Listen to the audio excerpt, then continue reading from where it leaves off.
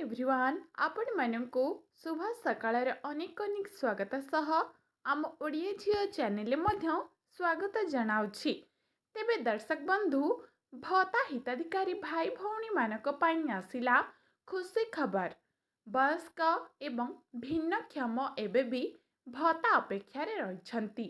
6 मास पई भत्ता अर्थ प्रदान करिवे केंद्र सरकार। तेबे चलंतु जानिबा संपूर्ण खबरटी कौन रही।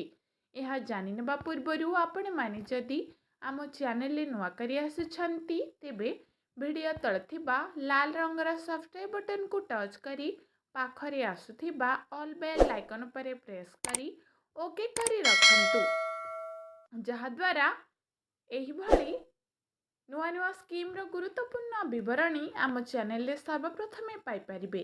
तेबे चलंतु फ्रेंड्स देरी न करी संपूर्ण खबरटी जाननेबा। तेबे दर्शक बंधु आसंता 7 दिन भितरी हिताधिकारी को भत्ता मिलिबो। 3 मासर भत्ता एका संगे मिलिबो। जून 3 तारिख रे राज्य सामाजिक सुरक्षा और भिन्नक्षम सशक्तिकरण मंत्री नित्यानंद गंड हिताधिकारी एभली आश्वस्ति देइथिले। एहा भितरी 2 सप्ताह बीतबाकू बसलानी।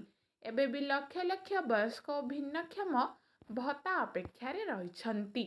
परिणत बयस रे जेउ माने भत्ता उपरे निर्भर करे जीवन बंचुथिले सेमाने हंतसंत हेउछंती।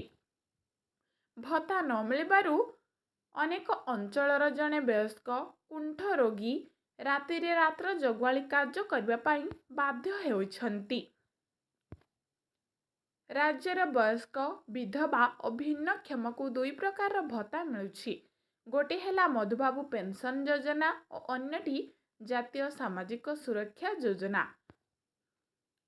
एनएसपी अधीन रे प्राय 20 लाख हिताधिकारी रहिछंती, जहा द्वारा सेमानंकु भत्ता प्रदान करा जाउछि। हेले आम ओडिशा रे एभली समस्या देखा देथिबा अभियोग मिछ हटे। अन्य राज्य सरकार मध्य एभली समस्यार सम्मुखीन होइछंती। तेबे दर्शक बंधु यह थिला समस्त वयस्क और भिन्नक्षम व्यक्ति पाई किछि जरूरी सूचना। जदि आपण मानकु आज ही अपडेट भल लागिथिबो ताहाले वीडियोटी को गोटे लाइक करंतु, देशवासी को शेयर करंतु एवं कमेंट सेक्शन में कमेंट करंतु जे आपण माने भत्ता पाइलेनी कि नहीं। चैनल को सर्वप्रथमे आसीथिले गोटे सब्सक्राइब करंतु। तेबे रहउछि दर्शक बंधु, नमस्कार, जय जगन्नाथ।